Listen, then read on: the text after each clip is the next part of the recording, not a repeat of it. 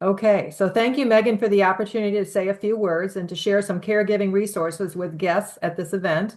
My name is Linda, and I'm a volunteer with AARP.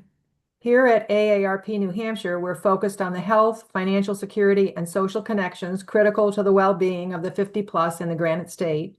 We carry out our work through targeted advocacy at the state and federal levels, compelling engagement of the 50 plus community statewide, and also serving as a trusted resource for information for our members and the public. I want to welcome you to this virtual gathering, whether you're a new caregiver or an experienced caregiver. Many of us who are not now caregivers will become one with life's unexpected events. We want to be sure that all of you are aware of the many resources available at AARP for caregivers that provide helpful information, articles, stories, and virtual offerings to connect with others. A helpful guide called Prepare to Care can be found at this site and is available in multiple languages and for specific audiences such as veterans and the LGBTQ community. So I'll put that link in the chat. It is very important that caregivers also make time to care for themselves. So we're so glad that you're joining us tonight and allowing yourself to take a break and enjoy a fun activity. AARP is here to support you, and we hope you enjoy tonight's Creative Night In.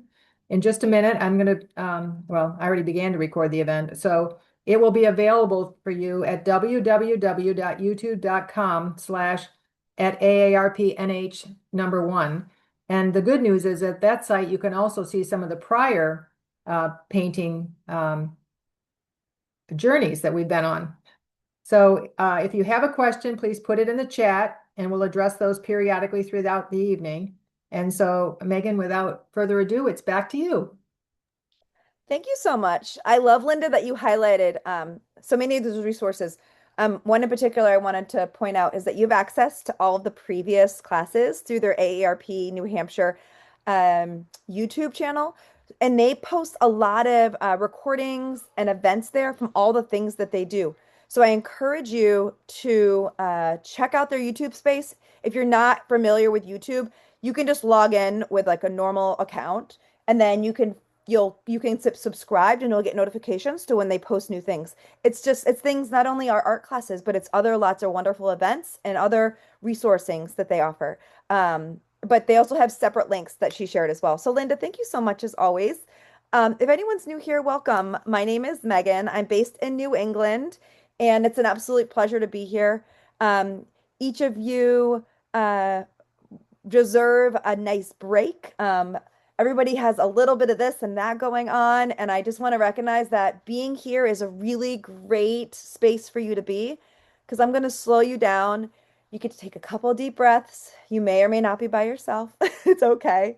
But we use these creative art classes for you to decompress and for you to practice creating something new and different.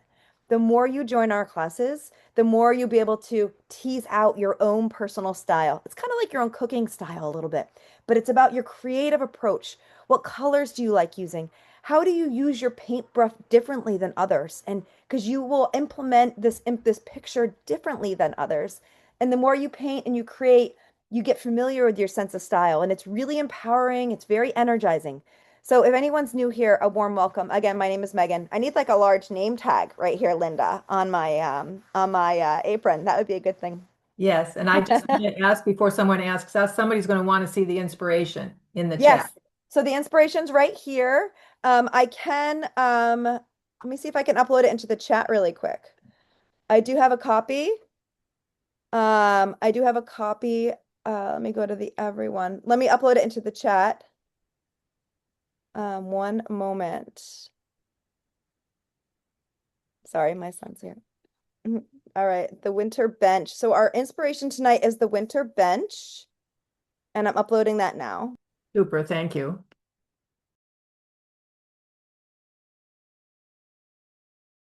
All right, so what we're going to do is there's the winter bench. Perfect. So I'll go over our supplies briefly. I always have a printout as well because there's some visual learners. But I have an array of paintbrushes. So always for our classes, I'm going to be using acrylic. I know, Happy New Year to you, Lisa. Thank you. Always show up to these classes with whatever you have on hand. If you have acrylics, great. If you have pastels, or you got watercolors for Christmas, or you want to use colored pencils, just join us, okay? And use whatever you have because you're going to be just fine, I promise. Perfect. And then the supplies I have tonight is I just have some really basic craft brushes, so kind of small, medium, and large. I have a pencil just in case I haven't need to do any sketching. But I have basic craft, like acrylic paints. I have yellow, blue, and red, which are my three primary colors. And then I have black and white. So for the inspiration, it's pretty basic colors tonight. I'm going to mix some custom blues, bluish grays for our kind of snowy shaded scenes. And I love this. Bonnie has joined us from Melbourne, Florida. She hasn't painted for 20 years. Bonnie, you're going to do just fine. You're going to surprise yourself tonight, friend. Thank you so much for joining us. Folks that join, and Bonnie is such a an illustration doesn't open for me. Anyone else, let me know if that doesn't work. That picture, it's a PNG, it should work, but let me know if it doesn't. But people are joining these classes with all different skill sets. So some of you may be going a little slower than others. Some of you may be just blowing me out of the water. So I'll try to find a nice medium pace for us, okay? In addition to your paints and brushes, you'll need a small plate to mix your colors, and you'll need a cup of water to rinse your brushes. So we're going to go ahead and jump right in. I'm going to be painting with you every step of the way, okay? If there's any questions throughout the class tonight, please let me know. This is quite relaxing, Karen, so you're going to enjoy yourself quite nice here. All right. So the first thing we're going to do is we are going to mix a nice like light blue gray color just to kind of set the scene for the background. So if you wanted to take some white paint and put it on your plate, that's a great first step. So white paint on your plate. I use a paper plate. You can use a palette. Anything really goes. I just put some white paint right here on my plate. I did quite a bit. I'm not going to use all that, but I can kind of recycle it if I need to. Now, some of you asked about what color blue to use for our classes. You can use any blue you have. It's going to be totally fine. So my blue is kind of like a nice royal blue, kind of more like an ultramarine. But I'm just going to put a little bit of blue paint on my plate, kind of near my white. I'm going to leave a little space in between. So my white is right here and my blue paint is right there. While we're putting paint on our plates, I am going to put a little bit of black on my plate, just a little bit. And I'm going to put it over here, kind of away from everything.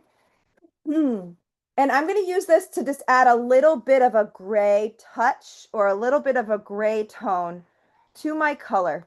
And you don't need very much black paint, like no more than like a dime or a quarter's worth. Like you don't need too much. And then we're going to use our paints and we're going to mix. So I'm going to take one of the bigger brushes I have. This is a 1/2-inch flat tip brush. And we're going to get that a little bit wet. And I'm going to take my white paint and I'm going to take a little bit of blue and I'm going to make a light blue to start. This is going to be one of your lightest colors. So I want this to be fairly light. If you need to make it lighter as we go, that's fine. Megan, So I'm just going to grab. I'm sorry, we had somebody ask what size paper. Oh, so I'm using, yes, sorry. So I'm using 11 by 14 canvas paper, but you can use any size you want in these classes. So this is actually a canvas board over here. So you can use those hard boards, or you can use canvas paper or acrylic paper. I love using acrylic paper because I can put them in my studio and hang all different types of artwork in frames. It's really quite fun. But you can paint on anything. You can paint on wood, you can paint on paper or canvases. Totally up to you. So great question. And I'm just mixing a nice light blue color right here. And one of the first things we're going to do is we are going to draw a horizon line with the small side of the brush. So when you hold your brush, if you hold it on the side, look how narrow that is. Now if I spin my brush in my hand, that's a wider brush stroke. So I'm going to spin the brush on its side so it's a more smaller brush stroke. And I'm going to pick out, well, where do I want the horizon line to be on my canvas? Now I'm going to do about the bottom third is going to be my ground. So I'm going to do a line about a third of the way up for my ground. So everything above this line is going to be my sky, And everything below this is going to be my snowy ground. So all down here, I'm going to maintain white. And up here, I'm going to start and add in some of the blue background. So what we're going to do is you can start painting. This is for fun, okay? So what we're going to do is we're going to keep this area at the top a little lighter. So with a little bit of water on your brush, you can play with this. We're just going to fill in this middle area. You don't have to do horizontal brush strokes. You could do any kind of texture you want. So I'm doing like little cross hatches back, like X's, little X's with my brush. By doing like different paint textures and different brush strokes, you're going to get a different kind of look and feel, which is really fun. So have fun and be creative. You could just do little splotches like splotch, splotch, splotch. Keep this whole middle area at the top a little lighter. So we're just going to start to fill in our background. And I'm kind of doing the middle first. You can put a little water on your brush. This just makes the background look a little, it gives it a little bit more life than just than just a boring blue line. So I'm going to kind of bring a little water in, and I'm going to try to keep this area in the middle a little lighter. You can bring it out a little bit. We're going to be making the side area on the left and on the right a little bit darker. So we're creating an illusion like there's a brighter light coming from the inside, this middle area of the canvas. So like it's snowing kind of down on us. It's going to be really fun. So play with this a little bit. I'm just using a little bit of water. And I'm just doing kind of cross hatches. I'm going left, right, left, right. I'm doing like little X's just to create texture. It's kind of fun. You can dip your brush in a little bit of water just to kind of cover up all the texture on the canvas itself. And this is really fun. You can't approach this a wrong way. We're just filling in the background. So you can come all the way down to this horizon line, and you can go over quite a ways, maybe an inch or two from the edge. That's totally fine. And don't be afraid here. Just really feel liberated. You can't do anything wrong, I promise. We're just filling in this background. It's quite fun, actually. When you think about, oh, I can fill the background in so many different ways, it's really fun to think about that. And as we're getting going here, I just want to say a big thank you to our friends at AARP New Hampshire for having us. We would not be here tonight without their support. So a big thanks to Linda and Mary and the team for having us. We are so grateful to be here to bring this creative experience to everyone on the call who needs a little bit of a break. Next time, we encourage you to bring a friend, invite a friend to join you, whether it's virtually or in home. Maybe you have a friend or a cousin that lives in a different state or a different city. It's always so much fun. And I'll bring this a little closer. I'll hold this a little closer so you can see how messy this is. This looks like a something my 6-year-old would do, but it's called texture, ladies, and gentlemen. This is a very fancy technique. But see the fun texture it's creating? It's really different. And again, I'm trying to keep the middle on the top just a little more lighter, but you can kind of bring this over. And this is gonna be our snowy sky or our snowy background. And we're gonna add in kind of 2 more colors to this space once we're done this first step. And I love just being courageous and open-minded and talking about that and how we can kind of paint our backgrounds in classes, because there's really no wrong way of doing it. And you may be inspired to paint your background a different way, and that's totally fine. All right, I'm gonna move my little clip out of the way here. There we go. If you wanted to, using a little bit of water and not a ton of paint, you can slowly like fill in this whiter space up here with a little bit of texture if you wanted to, with just like a soft light blue. So it's not white. So dip your brush in a little bit of water. Your brush probably has a little bit of paint on it. And I'm doing some of those X's, left, right, X's, just to try to start to blend in this white space, this lighter space in the middle. You can see that visually. We're going to add more white and snow to this, but I'm just drawing the eye up higher up here with this lighter space. And blending is hard, so try using a little bit of water, left, right, to try to blend these two areas together. And it takes practice, so just give yourself a little bit of grace. Oh, and I love that Jan is using a paint sponge for the background. That's awesome. You can use so many different tools.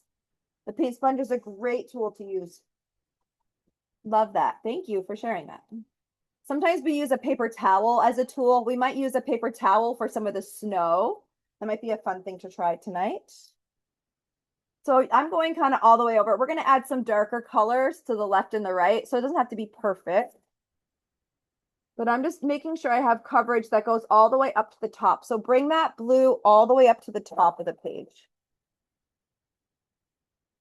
And I'm doing these fun X's with my big brush. I'm just going a little crazy. It's kind of fun. But I like the texture it's creating. I'm going to put a lot of snow on top too, so that's not a big deal. It adds some like of that windy swirl to the sky, right? We all know what it's like being out in a bluster area. Unless some of you are from like California or Arizona, different parts of California, obviously. But Hawaii, we have a lot of friends from Hawaii that join these art classes. You may not know what blustery snow is, but look at the inspiration here. You can see a little bit of blusteriness. So take a minute to finish that, and then we're going to add a little bit of a darker texture to the sides.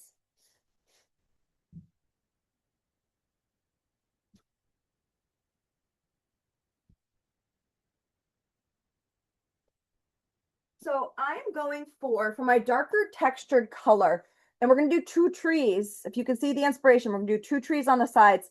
This is like a beautiful bluish gray color.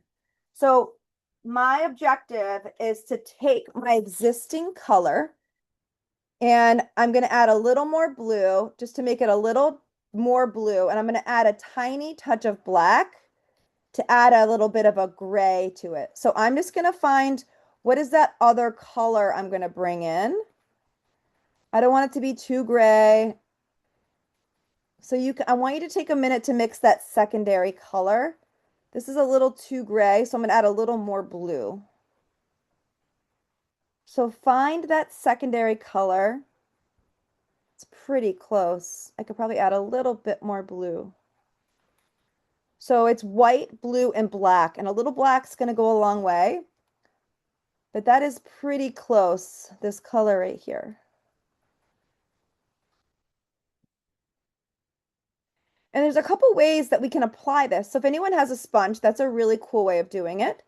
Another way to apply color, you can use your brush, that's no problem.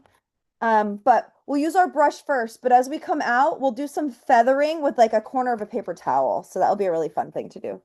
So what we're going to do is we're going to do about 2 or 3 inches of this darker color just to add some shading. So imagine we're putting a tree on top of this. So maybe you dip your brush in a little bit of water and do some soft, gentle brush strokes with a really soft hand just to blend this in. I'm just using the tip of the brush, and I'm just in a little water, and I'm slowly blending this in. You don't always have to paint hard. You can paint gently and softly. See this texture that it's creating? It's a little bit more wispy. It's just a little water, and I'm just gently moving my bristles around on the top of my canvas.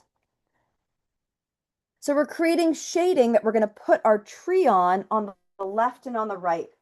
So try putting a little water on your brush and just gently create a little bit of a shadow or a shade for the tree. And it's going to come right down to that horizon line. And you can do some soft brush strokes to kind of sort of blend it in a little bit. If you want to use a paper towel and just do a little dabbing on the edges, we can always do that too. So any way that you want to approach bringing in a little bit of that darker color for our shading. You can decide, okay? But I'm just doing some soft brush strokes. If you want to do some circular brush strokes, you can. I'm just going to keep it really straightforward. And I can always soften it up with a little bit of white too. So if you want to kind of soften the edges with a little white, if it looks too harsh in one area or another, you can always use your finger to blend. There's a lot of opportunities here. We are going to bring in more white after to kind of soften it, but I'm just giving you a little bit of tips, a few things to think about as we're going. So I'm just going to come in and just do a little bit of this darker color on the left and the right. And if you want to soften those edges, try using a little bit of water on your brush just to soften those edges in. You can use a paper towel and do some smudging. It's totally up to you. If you have a drip, just go grab it really quick. Grab a paper towel. So any of the shadowing, shading you want to bring in, feel free to do that. It can be dark, it can be light. It's totally up to you. This is your painting. And we will make this, we'll soften the edges of this shaded area with a little bit of white. And you can kind of play with the shapes a little bit more. So as you can see, I'm not doing like a perfectly straight line. It has some kind of raw edges. And you can reshape those edges with a little bit of white after. But this is a little bit of the shaded area.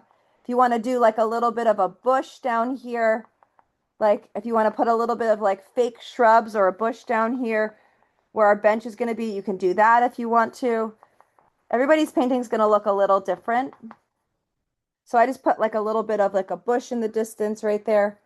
But we're going to make this lighter. So if it's very blue, it's okay. We're going to bring in the lighter whites once we get some of these base colors in. So imagine a snowy afternoon, and we're going to put a bench and we're going to enjoy the atmosphere here. But again, a big thanks to the AARP New Hampshire team for having us. It's always a pleasure to be here with you all, getting to know you. A paint sponge is just a tool that you can use. There's like different tightness of and consistencies that will give you different textures. So it's a product you can find in a craft store that will give you different textures when you paint or you do a craft.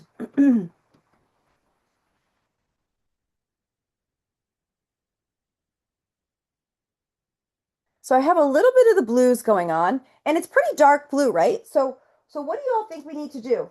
One tool that you can use that you likely have at home is a paper towel. So if anybody wants to go grab a paper towel, if you don't have one already, I'll wait a minute.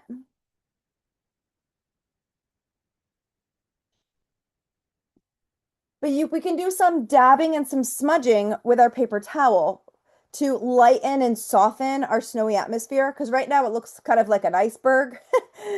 But we can use white to kind of soften in areas. So if folks are grabbing a paper towel, I usually rip out a square about the size of the palm of my hand. This is obviously a little bigger, but just a square.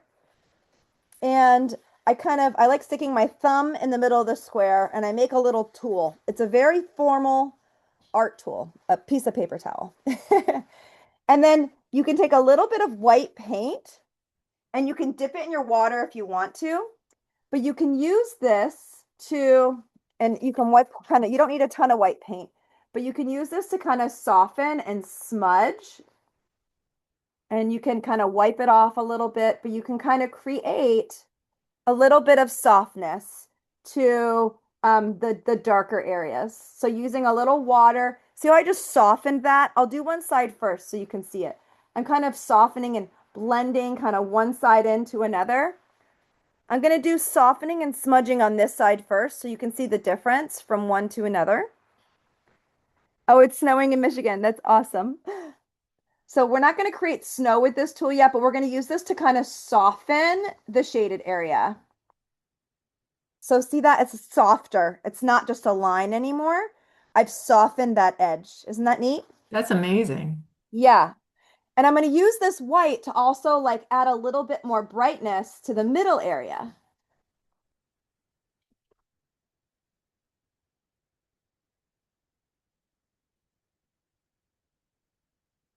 So I can use a little bit of white on the top of the paper towel, even with a little bit of water.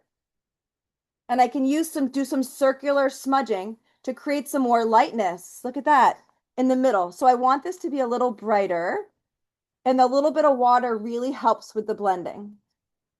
So I'm just doing circular smudging. Maybe I'll bring this down just a little bit. So you can play with this. It's really quite fun. So you can see over here, I've softened the edge. And this is like the blusteriness, right? That's like coming in. You can use your fingers too. It's okay to use your fingers to smudge. We do it in every class. Some people don't like it. It's okay. So look how softened that edge is, just with a wet paper towel. And it's really setting the scene for that snowy atmosphere. I'm going to do the same thing on the other side. A little water, a very technical tool here, really fun. A soft hand. You don't have to push down very hard. You can also use your finger to blend it in as well as a kind of a secondary tool. See, it's already softening, just a little bit in between. And then it's really just going to soften. You should see less firm lines and more like of a blended approach. So it's really fun. You can do as much or as little of this as you like, but I encourage you to try it if you haven't already. And you can have firm lines if you want to see firm lines. That's totally up to you. But this is one technique to soften the edges if you wish.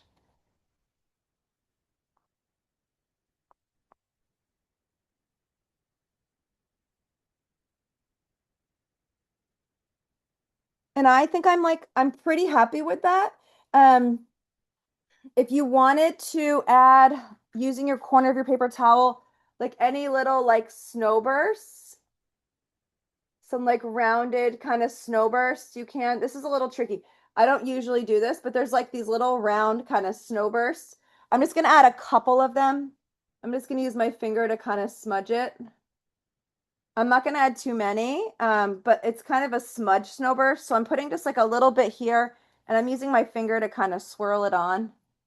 And we're going to do more formal snow, but if anybody wants to add any of this now, we're going to add a tree on top of all of this. So I'm just doing a couple of like round, kind of lighter smudged snowburst, just kind of tucked in on this layer. In most of our classes, we work our way from the background to the foreground, but every piece of art is a little different. Every inspiration has a different approach. So I added just a couple. They look like fingerprints, really. Isn't that really funny? But they're like little snowbursts. That's me, creatively talking about it. They look like fingerprints. But I'm not going to do too many. I was just giving you a quick example.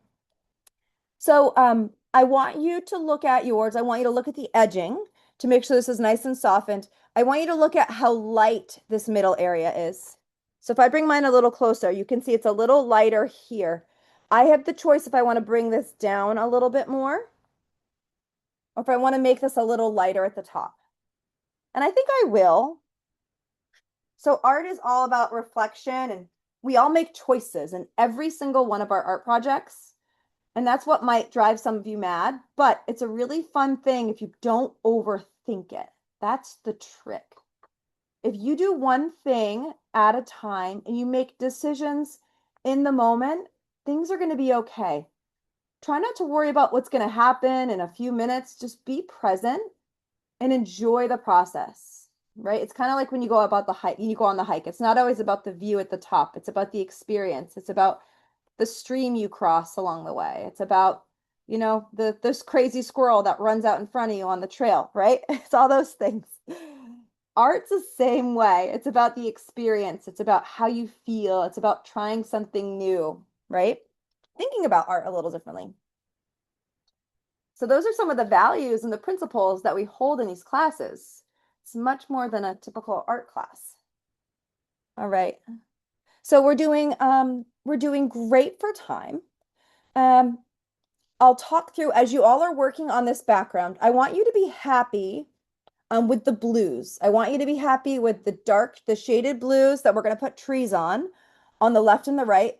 Mine is very textured. It actually looks like a sixth grader did it, even though the intent that went into it because it looks like a blustery scene a little bit, but I'm happy with it because I know what we're going to put on top of this. So if yours looks a little messy, it's okay because we're going to put actual snowflakes and we're going to put actual trees on top of this. Okay. So don't worry. If you're new here, I always say trust the process because we'll have something really cool at the end. And some of you may be able to advocate for that. And Patricia said the smudging works. Oh, that's awesome. The other thing we can do is if you want to soften and add a little bit of snow kind of at the bottom, kind of coming up, you can do a little bit of snow like it's flying off the ground. You can soften this line a little bit. So see how that blue line's kind of going away a little bit? Work on that next. See how I'm softening? See how this is the blue line? I'm going to soften that. And I'm using a paper towel in my finger. If folks don't want to use a paper towel, you can definitely try it with a paintbrush. That's fine. But I'm going to try to soften this line. If I still see the line, that's okay. But I'm just softening it a little bit. And it just blends, it kind of blends the scene all together. The paper towel trip is great. I know, isn't it fun? And then if you wanted to add like a little, I don't want to say like a little snowbank, but if you wanted to bring the snow, like those little snow piles, you can use the paper towel to create a little bit of snow that's kind of like coming up onto the ground. So it kind of makes it look like there's a snow pile. So I'll show you here. I brought the white paint up a little higher in this area. And see over here, it's pretty straight. I'm just using my paper towel just to bring it up, kind of like little cloud shapes. A little paper towel, and I'm just bringing it up a little bit. You can do little circulars. It's just making the bottom, that horizon line, look a little more snowy. So I'll give you a few minutes to play with just blending in a little bit of white. And my paper towel is a little bit wet. And I'm not going to do more than that. You can see I just softened that horizon line. I may want to do more after. I can always do that, but maybe I'll add a little bit more white here. But just let things dry and you'll be just fine. But it's a process. Always in these classes, you have a choice as an artist on decisions, what you want to do and what you don't want to do. I will always give you options, but it's your choice in these classes on which approach you want to take, okay? Now, having a part of a clean paper towel to wipe your dirty fingers off is always a good thing too. Excuse me. All right. So I'm going to give you another minute or so to finish that. And then we are going to, we'll do our bench. So we can see where we're putting our bench and then we'll do our trees, okay? We'll do our bench. And then once we have our bench, we'll do our trees. So as you are finishing up this step, I'll talk through some of our next steps. So for our inspiration, we have the two trees on the left and the right. If you're interested in putting like a cardinal in one of your trees, you can do that. We'll be adding snow as one of our final steps at the end. But our next step is going to be to paint the bench. If you wanted to use a pencil to sketch the bench first, you can. If you want to be uber precise, you may find a flat edge at home, a ruler, a book, a canvas, something to have a nice straight line for your bench. Lots of us have straight things all around. Maybe it's a TV remote. I don't know. There's lots of things, right? A box. And if you want to be really precise, you can center your bench equally from the left and the right side. And your bench is going to be a little lower. So your bench is going to be in the snow. Your bench is not going to be in the blue sky. It depends. If you need to put your bench a little higher, you can. It's totally up to you. But the person's feet, if you have a person, their feet should be in the snow under the bench. And I put my bench right here kind of on the top line. Now I'll do this precise since I do have a ruler. I'm going to do dots with my pencil for my bench edge to edge. Now, my bench can be pretty long. I'm going to do my bench 1 to 3.5 inches in on this side. So I'm going to put a little dot and I'm going to do 1 to 3.5 inches here. And I'm going to do a line for the bench. So my bench is perfectly centered because I have a ruler. I don't always do this, by the way. I have plenty of people on here that have taken my class before where I freehand it. So I'm not always this precise. But tonight I had a ruler right here, so I went for it. And then I'm going to do a top line for the bench, and I'm going to do a lower line for the bench so I know how high my bench is going to be. So I'm going to do, I don't know. I'm just going to kind of wing eyeball it. I'm just going to do a line for the bottom of the bench so I get the right height for the bench. That works for me. And I'm just going to do straight lines. So my bench looks like a very long, skinny rectangle. And I'll freehand the bench legs. And the bench legs are just going to kind of come down straight. Very small rectangles. And I have a little bit of the edge of the bench hanging off. So I'll hold this a little closer. I have a little bit of the edge bench hanging off of each side. And see how there's snow above my bench, and my person or my dog or cat or whatever is going to be sitting on the bench. You can decide. You can decide who or what will be on your bench tonight. It's a really fun part of class to be able to personalize that.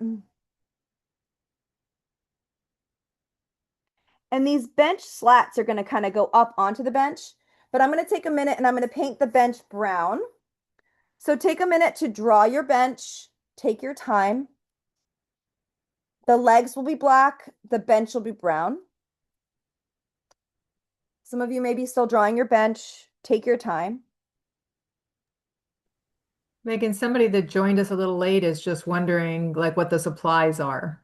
Sure. So the supplies are, I'm using acrylic paint. So I just have something to paint on, acrylic paper, a canvas board. I'm using acrylic paints, just colors of red, blue, and yellow, black and white. I have those 5 basic colors. And then in this class, in the recording, I'll teach you how to mix all the custom colors along the way. Then you just need a set of like 4 to 5 brushes, kind of small, medium, and large to do some bigger areas and then to do some smaller areas. In addition, you'll need a small plate to mix colors, a pencil if you have one, and a cup of water. And then if you happen to have a paper towel, that's good too. Yes, yes. So I'm going to mix the color brown. So who can remember from your elementary years, to make brown is all the colors mixed together, right? So yellow, blue, and red all mixed together. And I say this in all the classes, but brown either happens easily or you have to like work for it. And I've been painting and teaching classes for over 8 years, and I either still do it easily or it takes me a while to get the right color. So have patience as you make a brown. I'm going to make a brown with you. I'm going to paint the bench brown. I'm going to grab a smaller brush and I'm going to show you how to make a brown. So I have a little bit of red, a little blue, and a little yellow. You only need a little bit of red. So yellow is a really important part. So you're going to make an orange. So if you wanted to make an orange first, you could. And you could bring blue into your orange. So there's my orange. And I'm going to just take a little bit of the dollop of my blue and just mix it right in. And then hope for the best. And if it's green, if you have more of a greenish brown, add a little more red. So if you have a greenish brown, add more red. If you have a yellowish brown, there we go. The red really helps. If you have a reddish brown, add more blue or yellow. So there's my brown. It's just all trial and error. So someone said they can't make brown on purpose, so they just buy a tube of brown. So You know that's what? good. Amen. I think that's a really good idea. Let's work smarter, not harder, right, Linda? All right, I'm gonna paint my bench brown. Try to stay in the lines, ladies and gents. if you did lines. Otherwise, you can absolutely freehand this. That's totally fine. I freehand most stuff in these classes, just to show you you don't have to be uber precise. And I'm still going to go outside the lines. I'm not perfect. I'm using a really steady hand. I like using my pinky to stabilize my hand. I'm one of those wacky lefties, so I use my left pinky to stabilize my left hand, even though I use my right hand for a lot of things. So, all right, I'm going nice and slow. And I can see my pencil, that's okay. Try to stay on the lines. Use the smallest brush you have. That will give you the most control. If you happen to mess up the shape of your bench, don't worry. You can always use white as an eraser to fix that.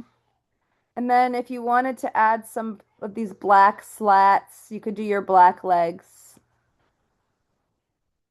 All right. I'm going to go nice and slow. And I can always touch up my bench with a little bit of white in areas where I kind of go outside the lines. We're going to make the bench snowy because it's kind of standing out like a sore thumb, isn't it? And I'm going to fix some of my bench details with some white paint. But I'll bring this a little closer. Very straightforward. We're going to make this bench a whole lot of snowy. You may realize that your bench, it may need to be a little wider, or maybe it needs to be a little taller, right? I might make my bench have a little more height.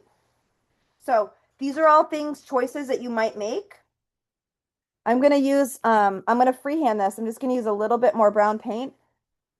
And it's going to make the top a whole lot less straight, but I'm going to put snow up there anyway, so I don't really care. It's okay. But I'm going to make my bench a little taller. I'm just going to go up a little bit because I'm going to put snow up here. So the snow will cover any unevenness because there's going to be a whole lot of unevenness, that's for sure. But once this brown dries, we'll do snow on top. So I have a So with art, it's an evolution. Shapes will change, ideas will change and evolve. So just be open-minded to what happens. Try not to be too hard on yourself if something doesn't go the way you thought it was. Just acknowledge like it's meant to be a little different. So somebody is asking that the brown they tried to make is green. So what should they add? Add red. So red and green will make brown, which is another trick. So if you don't have your brown bottle, like that smart individual that purchased it, you can always make green first and then mix red and green together too. So there's lots of tricks. And I'm just going to let my bench dry. And then we'll put snow on it and we'll make it snowy. So I made my bench a little taller because I got to put somebody's butt on there. And I'm going to bring these black slats up just a little bit. And then once it's dry, I'll put snow on it. So I want you to think about, as you're painting your bench, who or what you're going to put on your bench. But we're not doing that quite yet. In this class, we bounce around a little bit to let things dry. So we're painting our bench and we're not going to touch it. We're going to let it dry. And we're going to go do our tree next. So the bench is a pretty straightforward object. It's not too detailed. And then we're going to do our trees. Now the trees are a darker color. You could do a dark blue for your trees. You could do a bluish gray. You could do black if you wanted to. I would do like a dark blue if you can. So my bench is not perfect. I'll hold it up close so y'all can see. This is not perfection. It is simple, okay? I like to paint simply to show you that it's possible, okay? You don't need to be fancy. This is a very simple bench. I'm going to mix blue and a little bit of black together. I'm going to use to make a dark blue. I am going to use it's one of the smallest brushes I have where I have the most control and make tiny branches.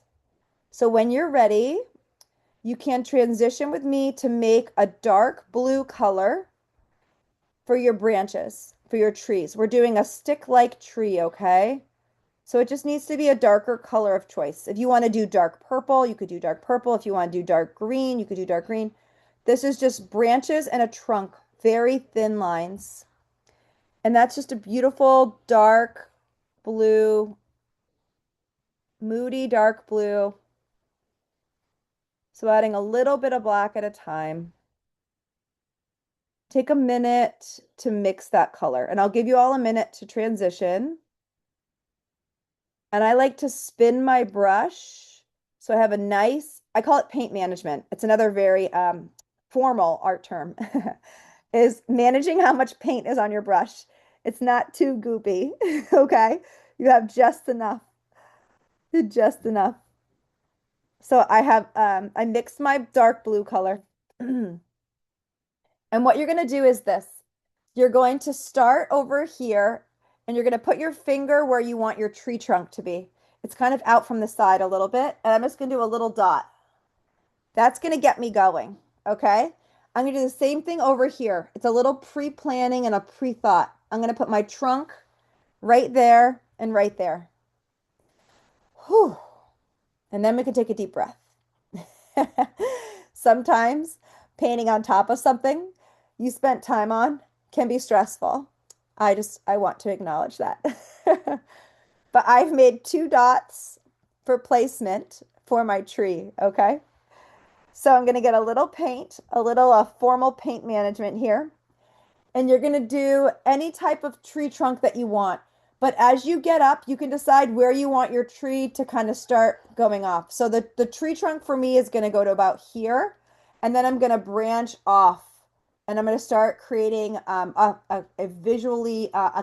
visual branches and trifecta branches that create foliage visually.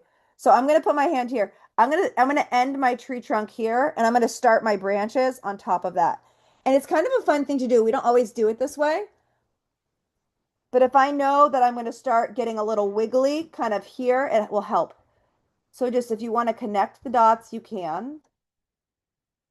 And then I can just be playful. See what I did there? So this is the branch, and you can lighten up with your hand. You don't want it that straight. So you can kind of do a little bit of this, a little bit of that. We're creating the tree canopy visually. So we're creating the structure of the tree. And you're going to create some Ys. You can do a lighter. See, that one was a little smaller. You can lighten your hand. You don't have to push down hard to create those primary and secondary branches. So you can add as many or as few as you wish. Megan, someone is asking what color you're using for the tree. So I'm using a dark blue color. And I can make this a little thicker too, right? So this is my trunk. You can make your trees as big or as small as you wish. See, this is a pretty skinny tree, and that's okay. There's nothing wrong with that. And you can do these lateral branches. See how some of these branches are starting to go horizontal? Some of these are primary branches, kind of giving structure. So do some that are up and down, and then try to do some that are a little sideways, see, to come out to create that beautiful canopy. So just look at your branches. I kind of like to alternate from the left to the right and then do a light hand, do some of those secondary branches. I'm going to say this, and we've probably talked about this before in these classes. Trees can be difficult, so just do your best, okay?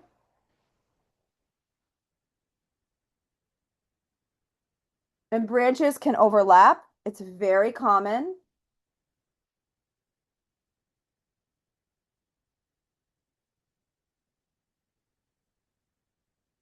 So I'm just creating kind of a few disconnected branches that kind of make it look a little bit more natural.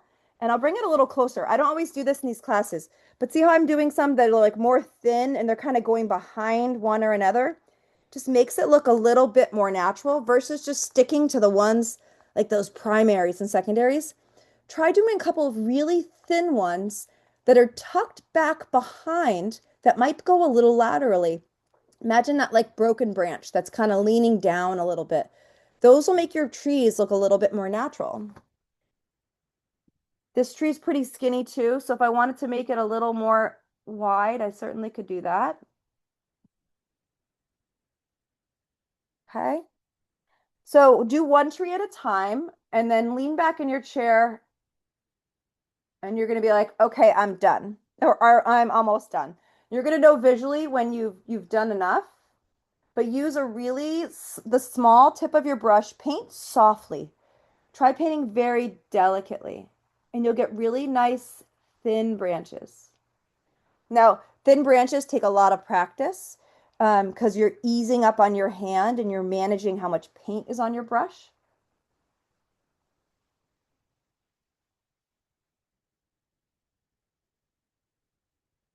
So that's, you can see if I draw an imaginary circle around these branches, I can imagine a canopy of leaves that really helps bring this to life. So if your imaginary canopy needs to be a little bit bigger, extend your branches out a little bit. Is that interesting? I love thinking about it like that. I'm going to do the same thing over here, and we're going to make the trees look a little blustery. They're standing out pretty well right now. If you wanted to put in like a little bit of a secondary tree, you could. I'm just going to do a little secondary tree right here. Sometimes things are better when they're grouped with others. So I'm just going to add a little secondary tree kind of tucked in. It's just what I was inspired to do. All classes, you're going to be inspired to try and do different things. Just go with the flow. Do what feels right for you, but you're going to do a tree on the other side as well. So just follow your groove. In all these classes, whenever we do trees, I always say find your style and just go for it. Follow your own rhythm, your own details, and your own design. Again, using your brush, doing some of these secondary branches. They can crisscross a little bit. Trees grow in all different ways, friends. So just use a really light hand. If you need to put a little water on your brush to help the movement and the flow, that also can be helpful. But just be in the moment. I just go back and I get a little more paint. I spin my brush on my plate for that paint management, that nice, smooth. Dipping my brush in a little water. I can also put a little water, mix it in with my paint on my plate as well, if you wish to try that. It's another great tip just to help with the movement.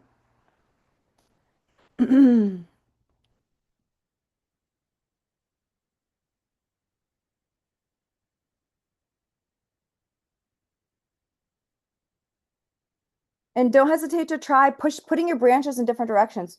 Do one to the left. Do one, that wiggles kind of naturally up to the left or to the right. Lean back in your chair. Just say, does this one need to bend up a little bit? Do I need to have a little bit of a lower branch coming down? Maybe you're inspired to add an owl to one of your trees, or you're inspired to add a cardinal. This is kind of all the fun aspects of art is you can personalize it. You can practice, each of these steps.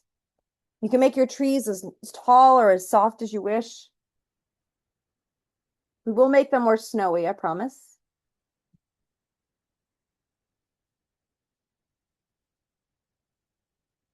But I have like a lot of little cross hatches going on here. I'm going to do another tree over here.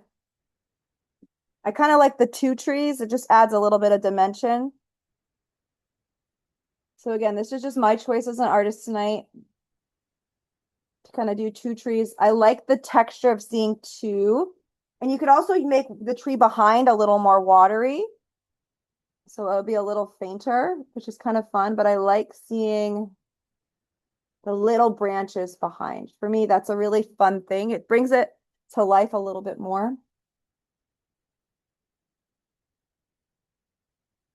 And I want you to lean back in your chair and make a choice. I'm pretty much almost done these trees. I'm not going to do too many more branches.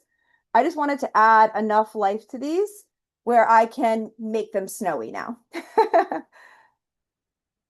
But imagine, what branches are coming inwards? Do you want to, do another little downward branch? Do you want to extend one out a little bit? So you can really think about how the ends of these branches are just kind of being free and kind of floating. And use the tip of your brush with a little water on it to get some of those nice fine points. And you can use that technique on a lot of your branches. So you could kind of look around and say, well, what branches need a little bit more of that soft flare at the end? And you can do that with the wet tip of your brush. But I think I'm done with my branches. Again, trees take a lot of practice, so I encourage you to give yourself a little grace as you're working on this, okay? It's not easy, but I believe in you and you can do it. And the colors I'm using for the trees, it's a dark blue color. So it looks like a black here, but it's a dark blue in person. So we are not going to add any blustery snow to this until the very end. We are going to paint a person or people on this bench, or if you'd like to do a dog or a cat. Um, if you'd like to paint a red cardinal on the branches, you may do that. You have lots of choices. So take a few minutes to finish these trees and think about what you'd like to do with the bench.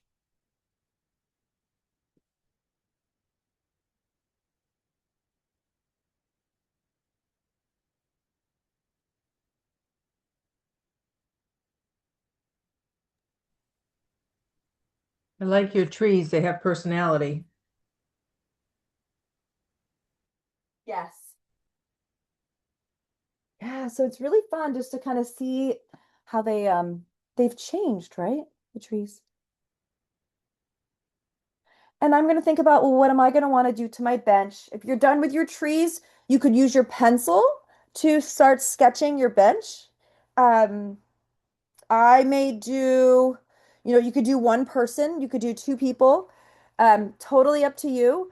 These classes are usually about an hour and a half to 2 hours. So we have about 30 minutes to finish up, which is plenty of time. But I'm going to use my pencil to start sketching what I'm going to put on my bench. So let's see here. I have two boys. I could do two boys. The more people or things you add, the longer it will take to paint. You could just do a pet sitting on the bench. You could just do you and another person or you with a book. Anything goes here. So I'm going to do two boys. Wish me luck here.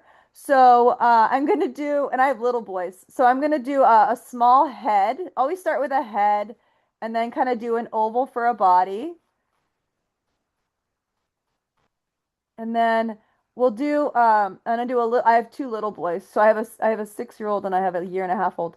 So I'm gonna do two little boys' bodies. One's a little shorter than the other. And I'm just doing little figures and maybe they'll hold hands. That would be kind of cute, right? So I'm just doing a little bit of sketching. My son is 6. His shoulders are not that broad. So this is why I'm using a pencil is really helpful. So you can sketch the shape of a body. I'll bring this a little closer. So I'm going to do my two little boys. If I have time, I'll do my gray cat too, okay? So I have just two little heads, and then I have their little bodies, and then their legs will be hanging down. So I'll just do like little legs kind of hanging down. Lucian, my little ones, probably doesn't have legs that long, but Asher can. And I'll do a little bit of like a seated area. So it's just like a couple legs are just kind of hanging down. There. You can kind of play with this little rectangles coming down. So they look like bodies, right? You can imagine the shoulders are a little more broad than the waist. And I want you to think about the proximity of the head, the shape of the head. Again, just round for right now. And you're basically going to do hair color. And then you want to just have, shoulders, and then they just can tailor down a little bit. And you can choose the color of the jackets that these people are wearing, or your cat. If you're sketching a cat, that's fine. Um, my son Lucian has a red jacket, so maybe I'll put a red jacket on one of the little boys, the little one. And Asher maybe has a black jacket. So just have fun. You can paint in some of these objects. You can keep it as simple as you wish. These are little people. And I'll put some snow under their butt too, right? They're sitting on a bench. So I'm just going to paint the jacket and kind of the arm down like they're holding hands, which is cute. I'll bring this a little closer. It's very straightforward. Once you have the subjects sketched in, it's really easy. So there's my little one. And then I'm going to clean my brush. I'll give Asher, my 6-year-old, you guys are learning my kids' names. Um, I'll give him like a dark blue jacket. And maybe I'll put some, he has like a blue jacket with like green spots on it. So maybe I'll do like a blue jacket because red and blue look good together. In the picture, it's like a dark black jacket. So I'm just going to do a blue jacket and try to get the size of the bodies as right as possible. You can always use white or light blue to kind of trim around. And then I'll paint the legs. I'll paint his legs blue just because I can. Maybe I'll make them both black in a minute. But you always paint them blue so you can see the legs on the screen. They're like little rectangles for legs. And I'm going to put snow kind of in different spots. So there's my people. They look like people, right? Very simple shapes, okay? Nothing complicated. Yeah, that's good. Not too bad. And I'll No. put snow down at the bottom of their legs so it doesn't look as, this or that. We'll make it a little snowy. So they can be little stubs. That's fine. If you wanted to give, an elbow kind of coming out for one, you can add a little elbow if you want to add an elbow.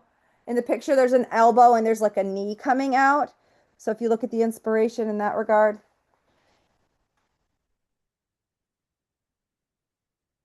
In the inspiration, there is a little bit more detail for the hair and the face. I will show you how to sketch this. It's not incredibly easy, but on one side of the face is a nose and a chin. And then, so I can have the boys kind of look at each other if I have a nose and a chin, or they could just be looking like back towards it's probably easier if they're both just looking forward and not, because the profiles are really hard. So if you just want to paint their hair, uh, whatever color hair, if you have a lady, painting ladies' hair is so much fun. You guys, I hope you have fun with that. But I'm just going to do brown hair for one, maybe a little bit of golden, and just paint some hair. Do you want to put like a hat on one of them? That could be cute, like a little snow hat. Yeah, somebody's asking if you would show them how to do a hat, and somebody else said, can you Oh help yeah. how to do a dog?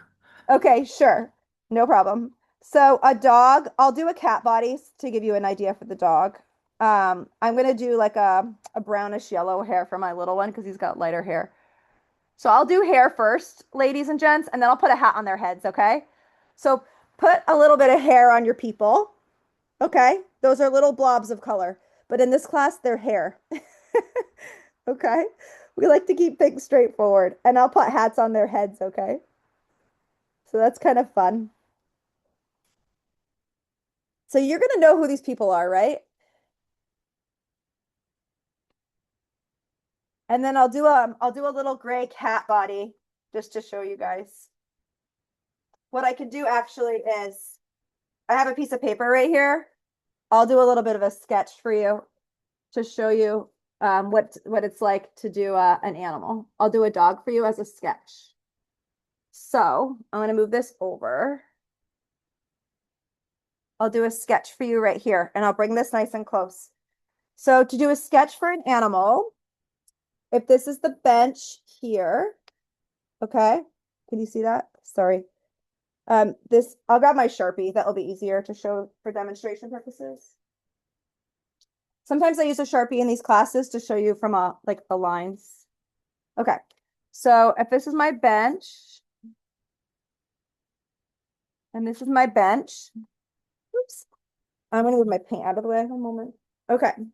So a dog would be like a body here with like a tail coming up and then the head. So that looks like a cat, right? So I'm gonna make it into a cat because it's a smaller, rounder thing. So that's like a cat sitting on a bench. A dog will probably be a little taller. And its head is probably a little more boxy. Dogs have like a little more, this is a terrible dog. I'm really sorry. Do not look at those ears, but you can get what I'm saying with the dog here. If you want to have, more broad shoulders, all dogs are a little different. So maybe it has a little bit wider of a rear, but see how it's like a little bit more bigger in that regard. A bigger dog would just be bigger, right? So like here, everybody has different sized dogs. If you want to do like legs, you could do legs. If you want to do a tail kind of hanging down, you do a tail hanging down. I'm also not looking at any pictures right now. That would probably be really helpful for me. If you want to do, I don't even know how you do a snout, but you could have just dog's ears kind of hanging down like this. Again, depends on your dog, right? That might be a dog with like floppy ears. See how much bigger the body is, how wide it is, and how tall it is compared to a round cat. And this could be a dog or a cat, right? This is just a taller cat. So look at how tall a cat's body could be, or how like short and stubby a cat could be, and how much bigger a dog is. So those are a couple of examples. The dog's tails can kind of come out and hang down like this, right? The ears could be floppy, kind of hanging by the face. If you wanted to add legs, legs could look something like that, or you could do no legs like this. You could just add like a little toe, like a little toe bean, if you wanted to add a little toe bean.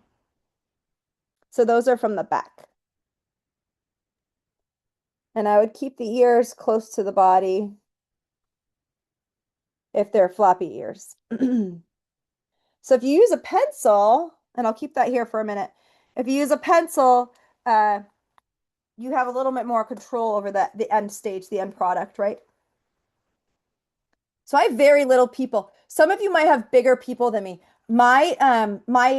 The composition and the objects are just smaller on mine, compared potentially to everybody else's. So just know everybody's going to look different at the end of the day, and that's okay. I just went smaller, so that's okay. I'm going to grab my inspiration, and I'm going to let those people dry. I'm going to let them dry, so if I want to paint a hat on them, I can, and their hair doesn't get messed up, because heavens forbid our hair gets messed up. We will add lots of snow to our inspiration. So take a few minutes, get your people in, get your pets in. We will make things a whole lot snowier. Let me think. My hair is almost dry. So I will do a little gray hat on the little one, grayish blue. Let's see what color I can come up with here. I'll do a little grayish blue hat. Maybe I do polka dots or something on it. So it can be kind of like half on, half off. And I could do like a white pom-pom or something.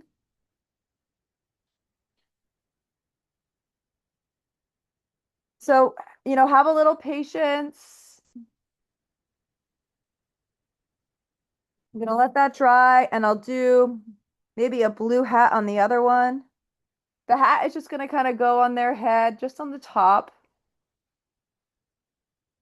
And maybe they're looking at each other. See how I turned the hat so one's looking at the other? That's kind of fun. I tilted the hat a little bit. So that's optional, right? You can play with that. I just have hats on. I'm going to add white pom-poms to the tops of the hat. I'm just going to clean off my brush. Maybe I'll do polka dots or something on them. I don't know. We'll see what my creativity happens here tonight. Gonna just grab a little bit of white paint and just do like a little pom-pom on the tops of the hats. That will match the snowy atmosphere, friends. Okay, so I just did like a little white pom-poms on the tops of the hats. Okay. And this is really simple objects. I'm not going to get into depth. If anybody wants to add a little shading, I'll show you how to do that under the arms.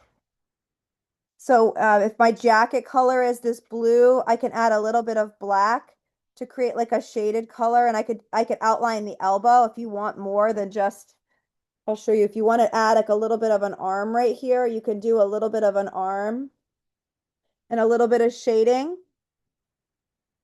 So I added just a little bit of a shaded area under the arm here. You can barely see it, but you get the gist. And if I wanted to add a little bit here on the back side, these are just really specific details. I'm just adding a little shading on the back side. So I did a little bit of a darker line here and a little darker line under the elbow. So if that's something that interests you, you can do that. Any darker color of your jacket or your shirt. So for the red, I'll just need to mix a darker red color, which I'm happy to show you. So any of you that paint often or you want to try this trick, feel free. I'm just going to do a little bit darker of a red color. And I'll just do the elbow on the two boys so you can see it. The arm and the elbow. And I'll keep it straightforward. So I can just use a little bit of the darker color. Look at that. I'm just creating a little shading. And if you want to do that on like a little bit on the back side of the body, that's a little bit of shading. And that's really simple and it might be enough, right? We can put a little bit of light for highlights too. So I'll bring it forward again in just a moment to show you. So to do the shaded elements, I just did a darker color. I'll hold it here for a minute. I did it under where the arm is, so like where the armpit is and the side of the body, and then I did a small line on the outside, like the side of the body on the other side. Okay. They're talking about something. Your characters will start to come to life, by the way. You're going to notice they're going to have a conversation, or your cat is looking at the bird in the tree. All those fun things will start to happen. So somebody is asking, how do you make red hair? I would mix like red and orange together, maybe a little bit of white. White will help you. So red hair is like red orangish color. So I would do like a blood orange and maybe mix a little bit of white with it to paint on top. Painting red on top of like any given blue, you need a little bit of white paint to help cover it up. So I would mix like red and white and add in a little yellow to give it a little bit of an orange tinge. And then doing like a little bit of texture on top, you can kind of add a little bit of a secondary color. Because if you do just red, it's not going to look right. But for me, red hair would be have a little orange in it. All these questions are great because it means people are making whoever's sitting on I know. Isn't the it fantastic, yeah. Linda? So another detail you all can play with is once you have your people in or your animals or your pets, which we're very excited to hear about. Linda and I cannot wait to hear about what you're doing right now. And we'll ask you at the end. We won't ask you right now because you all are very, very much in the zone. So we don't want to interrupt that. But I'm going to add a little bit of snow with a small brush to the top of the bench. So you can just add a little bit of snow. You can just do a little bit of snow with the tip of your brush. I'm making this a little snowy. And I'll bring it a little closer so you can see it. So I'm just making the top of the bench a little snowy. So under their butts, it's a little snowy. So this is really fun. It really just kind of immerses them in the snowy scene. So now the bench is a little snowy, which is great. Just using the tip of the brush for a little bit of this and a little bit of that. So now that's a snowy bench. Isn't that cute? And if you want to add a little snow kind of to the bottom of their ankles so it looks a little more natural, you can add a little snow down there so their ankles are kind of covered up a little bit. Isn't that fun?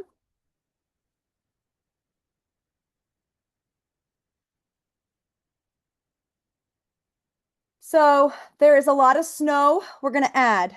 Um, so some of the few remaining things that we have left for tonight's class is adding snow like everywhere. And there's a couple ways we can do it. We're also going to add a little shading under the bench. Now we haven't done anything down here on the bottom. So we're going to add a little bit of gray shading on the underside of the bench. But I'm going to do a little bit of snow with my white paint. You can do little snow dots. You could use a watery brush. There's a couple ways to do snow. So you can use whatever you're ready, by the way. So if you're still working on your bench or your people or your cats, that's fine, or your dogs, which you might be. If you have a dog or you're painting a person, it takes a few minutes. So take your time. There's no rush. But for snow, you can either use the bristle end of your brush or you could use the round end. I'm going to do the bristle end first, and I'm going to use a little water to make it look wispy. And one of the ways I make water look wispy is I mix a little bit of water and paint on my plate. So I take a dollop or two or three of water and I make it into a milky kind of softer consistency.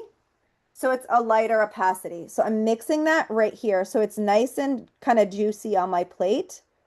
And I can spin my brush nice and easily. And I'm going to do kind of little snow clusters all over. I'm going to do little circles so they're nice and soft. And I have a lot of snow to add. So I'm just going to kind of go to town a little bit on this. And I'm just doing little swirls with the tip of my brush. Now they're so light. I'm going to do some other ones too, but these are really light. You can't even probably see them. Like there's one right there. So you can do, I'm doing some lighter ones first, and then I'll do some more bold snow. So try adding, you could do some of these round ones. You can also just do little touches, little dots with the tip of your brush. I'll do those as well. So there's some snow I just added right here. This is your painting, so you can do as much or as little snow as you wish. So play with adding snow all over. And we're going to be doing snow on top of the trees too. So I could even do the trees first and just add a little snow to maybe some of the tops of the branches. You could just do little snowflakes kind of all over your trees. Anything goes. So just be really playful on how you want to add snow tonight. But I love having a little bit of water. It really breaks down the paint pigment so it's not so bold. And since this inspiration is kind of like a wispy kind of snowstorm, it may be a little blustery, the lighter paint pigment with a little water just seems to fit. So try adding a little water to your white, and you could just do little touches all over. I'm starting up here, and you can see I'm painting right on top of my tree. Can you even see that? It's so light in person, but I'm just doing kind of little bits on top of the tree. So this tree is going to go from like really clear black and darker colors to kind of a wispy. So take your time, play with this. There's no rush, but I'm going to add little bits of snow. I'm doing a really soft hand. Don't rush. Enjoy the process. It's very relaxing. Put those tiny little snowflakes right on top of those branches because it is a little blustery.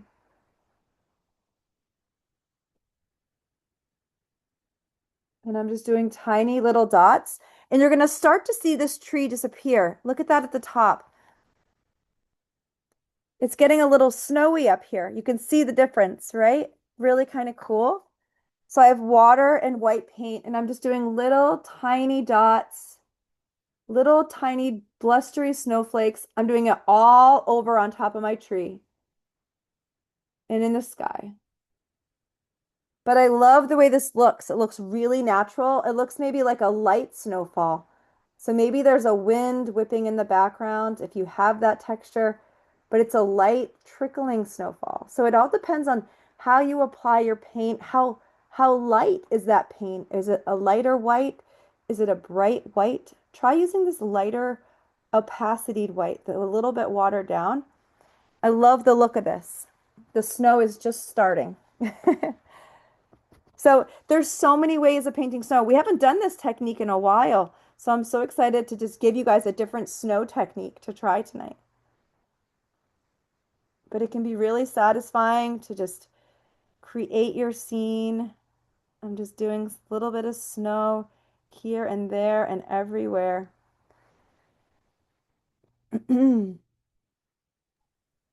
So Megan, we have a couple questions. Someone said, how Sure. about using a toothbrush or a brush to splatter Ooh. the white as well Yes. with snow? So I call that the messy way.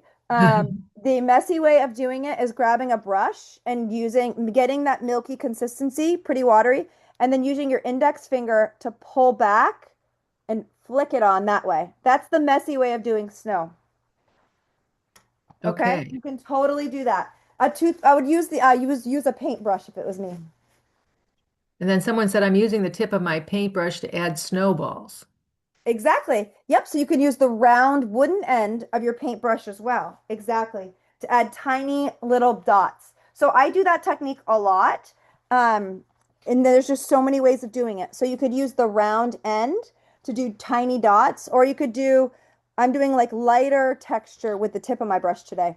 So if you've taken my classes before, I actually usually use the round end to have like perfectly round little snow, but I'm just doing kind of wispy snow tonight. So that's just a really great example of art. And like, there's a million ways of doing things. So, ladies and gents, whoever just spoke up, thank you so much for just sharing, your approach with the class because it just really reinstates that there's lots of ways of doing things and there's no right way. It's just about, using the idea that you have and just going with the flow. So, thank you for sharing those. I really do appreciate it.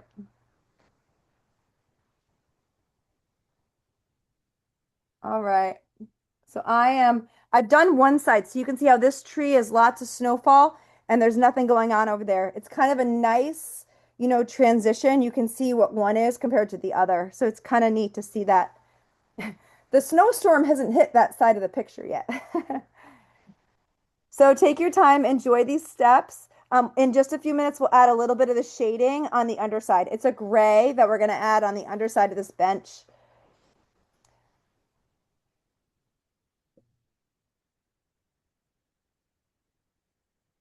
Yeah, and there's so many ways of doing this, lots of different techniques. Sometimes it's fun just to try and incorporate an idea that you have. I'm just doing little tiny dots. I usually don't add a lot of snow, but I like the kind of blustery, kind of fluttering approach for tonight. So everyone's going to have their own take. Um, on tonight's inspiration. If anyone has any questions, if you're watching the recording, I encourage you to post any questions in the comments on the YouTube space, and I can try to keep an eye on that to answer any questions on YouTube as well. I can try to keep an eye on those videos. But I'm just adding a little snow on the other tree. Again, I use just a little bit of water, and you can put snow in the middle. You can make the middle a little lighter, but I love that we've held that light at the top. It's kind of drawing our eye down.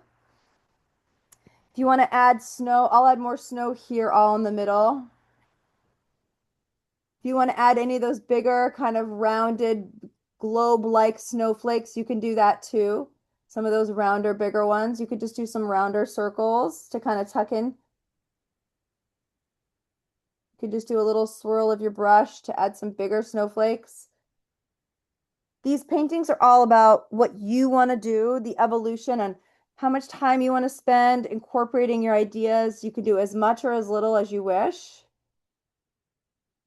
I'm also going to just do a few dots on these kids like it's snowing and it's on their shoulders. And then maybe on their hats. Brotherly love. That's what I should call this. All right. But I'm just going to have some fun, just do some extra snow dotting. If anybody wants to see how to do the gray technique, just in case if folks have to leave in 5 minutes or so, just mixing a gray. I'll do a little bit of water mixed in with a gray. And then I'm just going to do a little bit of a line, a gentle line on the underside, and a little bit of shading, just kind of brought down here. And this is just adding a little, like this is the bench kind of against the snow. So I could use a little water and kind of smudge this in if I wanted to with my finger, just so it looks a little bit more natural. So you could bring a little water with your gray and do a little smudging. It's totally up to you, but that just adds a little shading on the underside of the bench. So if that's something you wanted to try, you could do that. I could make the snow a little like whiter on the bench. So this is your artwork. You can do as much or as little as you wish here. If you have any questions, please let me know. I'm happy to answer those for you. But I hope you're enjoying tonight's class. I'm so glad you all are here with us. Deb, thank you so much for being here. Thank you. Thank you. So great to have you. I'm going to make the snow on my bench a little whiter so it just stands out a little bit more. So I hope you all are enjoying this. This is such a fun one. If anybody wants to post in the chat window what you put on your bench, people, pets, a friend, a partner, if anyone put any owls in their trees, I would love to hear what you've all done tonight. Terry, hello, Terry. I hope you had fun with this. I'm sure you did. Miss Terry loves the outdoors. So glad you're here tonight, Terry. I can't wait to see what you've done. Thank you, thank you. Thank you all so much for joining. Hang out. We're not done yet. But I'm just working on my snow. If there's anybody who has final questions, if you want to add an owl to your tree, or if you want to add a cardinal, this is your artwork, so you can add as much or as little as you wish, as I stated. So I'm just adding a little bit more snow. Oh, so we have like four grandchildren. We have a great horned owl in the tree, Ooh, son and with his dog, and a red bird. I love that. Three cats on the bench. Oh my goodness. I love the pets so much. Someone's husband and a dog, plus a cardinal. Oh, I love that. I love when you can add, meaningful things to a picture. And Oh, I someone encourage put herself anybody, on the bench. frame things. If you're proud of these and you want to keep it out, if it's inspiring for you, keep it out. If it brings you joy, don't put it away. Keep it out. Put it on your wall. Go to a local craft store and buy a frame. Put it in a frame. If as you do more artwork, you can put more art in that. I just want to say a big thanks to AARP New Hampshire tonight. We would not be here without their support. I encourage you all to join us for a future class. I challenge you, bring a friend. Think of a friend or a family member that you think would enjoy an experience like this. We're very approachable. You can use any supplies that you wish, but we would love for someone else to enjoy this as well. It's always a pleasure to meet new people and we have so many folks that come back month after month, and we love the artist community that we've created here. In partnering here with and supporting AARP New Hampshire, supporting this effort. So thank you all so much. And Linda, thank you for volunteering your time tonight to be a part of this. Oh, you're very welcome. My pleasure. But I'll hang out. Thank you all so much. Some folks added a mountaintop with some birds. So many creative ideas. I'm so proud of each of you. Thank you so much for just showing up and being yourselves. This was a little simple. So if you wanted to add any, snow coming up the front of your tree trunks, that may be another thing you want to add. So maybe add a little snow to the tops, covering up some of the tree trunks so that looks a little bit more natural. You can kind of add a little bit of snow there. But thank you all so much. I appreciate the kind words. I'm so glad this was well spent time for you to just unwind, kind of relax and let go. I appreciate you all showing up authentically as yourselves and enjoying the experience. Thank you, Megan. I'm going to stop the recording. Excellent.